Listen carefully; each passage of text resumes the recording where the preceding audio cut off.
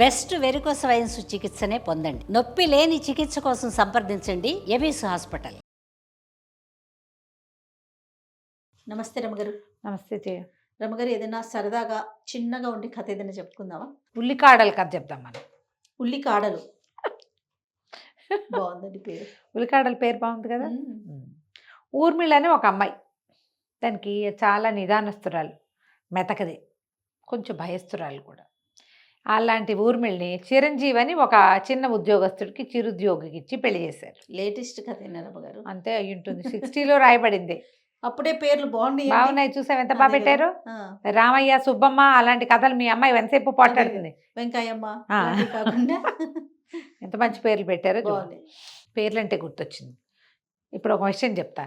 ఈ మధ్య పేర్లని తమాషాగా పెట్టుకుంటున్నారు కదా, అసలు దానికి ఏం అర్థం పడతాం. ఇష్యు ఉష్యు బస్సు 2 అక్షరాలు 1 అక్షరం అవే పేర్లు.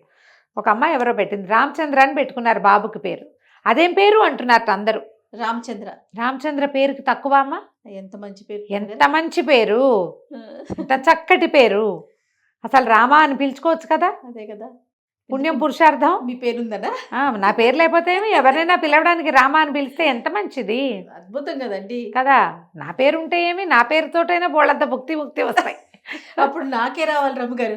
ఎన్నిసార్లు పిలుస్తాను నేను రమగారు రమగారు రమగారు. మరి నువ్వు సీఈఓ అవ్వలేదు. మీ పేరు పిలిచే. నా పేరు పిలిచి కాదు, నా పేరు పిలవడం వల్ల వచ్చే ప్రయోజనం భగవంతుడి అనుగ్రహంతోనా? లక్ష్మీదేవి అనుగ్రహించింది. నేను థ్యాంక్ యూ సో మచ్. చెప్పలేకపోతాం కదా. అంతే కదండి. భగవంతుని నామస్మరణప్పుడు ప్రత్యేకించి పిలవకుండా వ్యక్తుల ద్వారా పిలిచే అవకాశం కదా. అందుకే మనం దేవుడి పేర్లు పెట్టుకుంటాం జయ. అమ్మాయి చాలా ధైర్యం చెప్పా, ఏం పర్వాలేదు, పెద్దయ్యాక పిల్లాన్ని అందరూ ఏడిపిస్తారేమో అని బాధపడుతోంది. అమ్మాయి బాధపడుతోంది. ఎందుకు బాధపడతావమ్మా, చక్కటి పేరు, ఎంచక్క చాలా మంచి పేరు పెట్టుకున్నావని. చాలా బాగుంది. ఈ వీడియో అమ్మాయికి నేనే పెట్టాలి స్వయంగా. పెట్టేయండి చక్కటి పేరు. ఒకవేళ ఈ పేరు బాగోలేదు అన్న వాళ్ళు ఎవ్వరు మనుషులుగా పరిగణించడానికి కూడా పనికిరారు. Oh my God. ఇది బాగోలేదంటారా జయ ఎవరైనా? పైగా ఎవరి పేరు వాళ్ళ ఇష్టం కదా. దీనికి అర్థం లేకపోతే ఆలోచించాలి. పరమార్థం కలిగిన పేరు కదా. పలకటానికి ఎంత బాగుంది ఉంది కదా రమగారు. చక్కగా రామని పిలుచుకోవచ్చు, చంద్ర అని పిలుచుకోవచ్చు, రామచంద్ర అని పిలుచుకోవచ్చు. రామచంద్ర ఎంత బాగుంది అసలు. అనడానికే ఎంత బాగుందో చూడు, మనసు నిండిపోయేలాగా. ఏమిటో బాగులేదు ఇదేం పేరు అని ఎవరైనా అడుగుతారా దాన్ని? అంతే కదా. చాలా బాగుంది రమగారు, నిజంగా బాగుంది. ఆవిడకి చెప్పండి. అదే కదా. సరే, ఓకే. అయితే ఊర్మిళ చిరంజీవి పెళ్లి చేసుకున్నారు. అయితే ఈ చిరంజీవి పరమ అసహనం, మహాకోపిష్టి, దురుసు, ఏదో చేసేవాడు ఉద్యోగం. ఒకరోజు ఏం చేశాడు, ఉల్లికాడలు పట్టుకొచ్చి పైవి ఆకులు కత్తిరించి, ఆకులు దుంపలు కత్తిరించేసే. బాగుందిగా. బాగుంది. సరే, అమ్మాయి ఆ మూగుడు ఏం చెప్పినా సరే సగమే వింటుంది. భయం దానికి. దుంపలతో కూర చేయాలి, పై దాంతో పులుసు చేయాలి, ఇటు తటు చేసేసి. ఆయన ఏదో పని చేసుకుని వచ్చాడు, బయటికి వెళ్ళాడు. మరి గుడికి వెళ్ళి వస్తాను, గుళ్ళోంచి తిరిగి వచ్చాక అన్నం తింటానన్నాడు. ఇంటికి రాగానే సరే పేటేసింది, అన్నం పెట్టింది. తీరా చూస్తే ఆ ఉల్లికాడలతోటేమో కూర చేసి పెట్టింది, ఆ దుంపతోటి ఉల్లిపాయలతోటేమో పులుసు చేసేసరికల్లా భార్యను ఉంచి దభిమని కొట్టేశాడు. చెప్పింది చేయవా సరిగ్గా? నేనేం చెప్పాను, నేను ఏం చేయమన్నాను, దీంతో ఎవరన్నా పులుసు చేసుకుంటారా, దీంతో కూర చేసుకుంటారా అని కొట్టాడు. ఈ పిల్ల ఏడుస్తూ నుంచింది. ఈ లోపల దభీమని పెద్ద శబ్దమైంది. ఎవడో అటక మీద నుంచి ఒక దొంగ ఎప్పుడో దాక్కున్నాడు. సాయంకాలం ఆ పిల్ల దొడ్లో పని చేసుకుంటుంటే వాడి ఇంటికి వచ్చి అటక మీద దాక్కున్నాడు.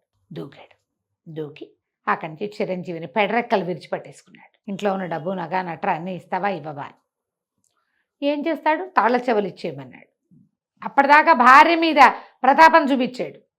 భార్య మీద ప్రతాపం చూపించే వాళ్ళందరూ కత్తిగా కటారు చూపిస్తే చాలా భయపడతారు. ఇక్కడేముండదు ప్రతాపం. కొంతమంది అలాగే ఉంటారు కదా. ఏదైనా ప్రాబ్లం వచ్చినప్పుడు చాలా బెదిరిపోతారు.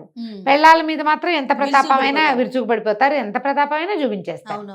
అక్కడి నుంచి నగా నట్రా మూట కట్టించారు. ఏంటి మంచి వాసన వస్తుంది మీ ఇంట్లో, ఏముండింది పెట్టి అన్నం పెట్టించు నాకు అన్నాడు.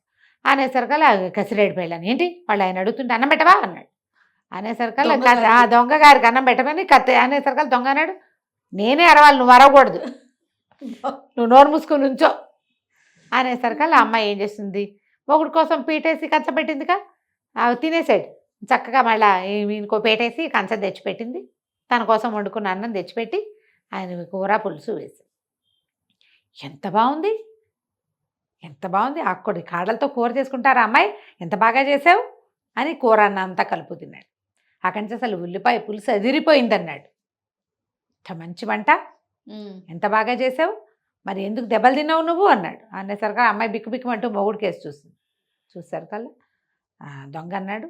నేను అసలు దొంగని ఎందుకు అయ్యానో తెలుసా నీకు, మా నాన్న తాగుబోతు, మా అమ్మని తెక్కొట్టేవాడు, ఎప్పుడూ కొట్టుకు తెచ్చేవాళ్ళు, అన్నిటికీ కొట్టేవాడు.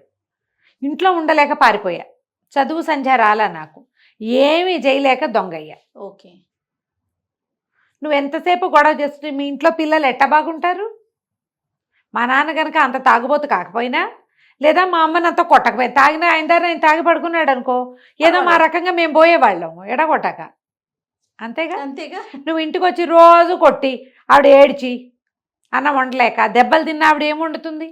వంట చేయలేదు కదా, ఇంకేం పని చేస్తుంది? ఎట్లా పిల్లల్ని పెంచుతారు అలాంటి తల్లులు? పెంపకం సరిగ్గా లేక నేను దొంగనయ్యాను. నీకేం పోయే కాలం, శుభ్రంగా వండి పెట్టింది కదా, అది కాకపోతే ఇది ఏదైతే ఏమి, మీరు తినటానికి ఏం బాధ, రెండు బాగున్నాయిగా రుచిగా.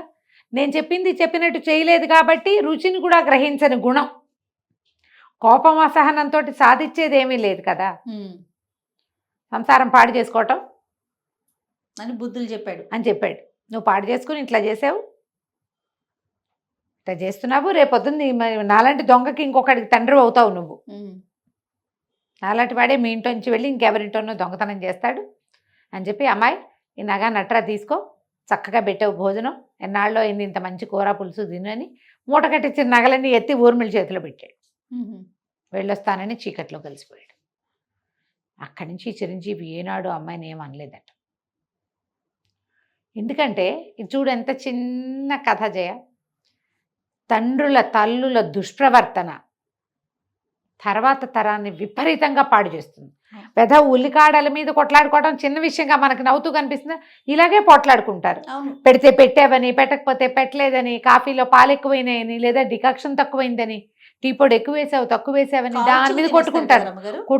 కొడతారు కూడా జయ, చెయ్యి విసిరేసేస్తారు, ప్రతి దానికి తగాదా పడతారు. తండ్రులే కాదు తల్లులు కూడా చేస్తారు. తల్లులు కూడా పిల్లల్ని ముందు అది పెట్టి తర్వాత ఇది పెట్టాలి, నేను చెప్పాక నేను చెప్పింది చెప్పినట్టు ఎలా చెప్పానో అలాగే చెయ్యి. చాలా మందికి ఉంటుంది ఇలాంటి దుర్గుణం. వాటిని కరెక్ట్ చేసుకోకపోతే మన తర్వాత తరాలు ఏం నేర్చుకుంటాయి మన దగ్గర నుంచి? తల్లులేమో పిల్లల్ని కాల్చుకు తింటారు, తండ్రులేమో భార్యల్ని కాల్చుకు తింటారు. ఒక్కోసారి తండ్రులే భార్యల్ని పిల్లల్ని కూడా కాల్చుకు తింటారు. రేర్గా తల్లులు కూడా తండ్రుల్ని కొడుకుల్ని కాల్చుకు తింటారు. వాళ్ళు ఉంటారు. అమ్మో, వాళ్ళు కూడా ఉండి అసలు భర్తకి కొడుక్కి టెర్రర్గా ఉంటుంది తల్లి అంటే. అలాంటి వాళ్ళు చాలా మంది ఉన్నారు. ఈ తరహా వల్ల మనం సాధించేదేం లేదు. అవును, తర్వాత తరాలని పాడు చేసేస్తాం. వాళ్ళు మీకు మొహం తప్పించేస్తారు, మీతో ఉండరు, పారిపోతారు. ఒక్కొక్కళ్ళకి ఒక్కో రకంగా ఉంటుంది. ఇతని భార్యకి ఉద్యోగం ఉంది, ఏదో తిండి పెడతాడు, ఎంతసేపు తిడుతుంటే తిండి ఏమి ఎక్కుతుందమ్మా? అంతేగా. ఈ తిట్లు తిట్టే వాళ్ళంతా పద్ధతులు మార్చుకోవాలని చెప్పడానికి ఈ బుజ్జి ఉల్లికాడల కథ చెప్పాం. చాలా బాగుంది రమ్మగారు, సూపర్. నమస్తే. నమస్తే జయ.